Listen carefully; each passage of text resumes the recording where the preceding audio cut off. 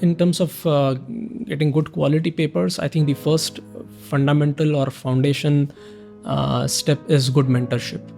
So having a good mentorship is extremely important to, to have good problem, to have a proper method, and also how to communicate your work in a very clear, concise, and an impactful manner. So I think that is very important. Another thing that helps is reading good quality papers. I always tell my students, that's a very important thing, is to read good quality papers, because once you read it, you will yourself know how to communicate your ideas, how to convey the things, how to formulate it, and so on. And third thing is, of course, keep on trying, because many times, even if we fail, we get good comments from reviewers who are well established researchers in their field.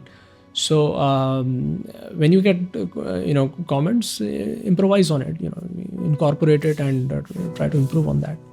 So that will help.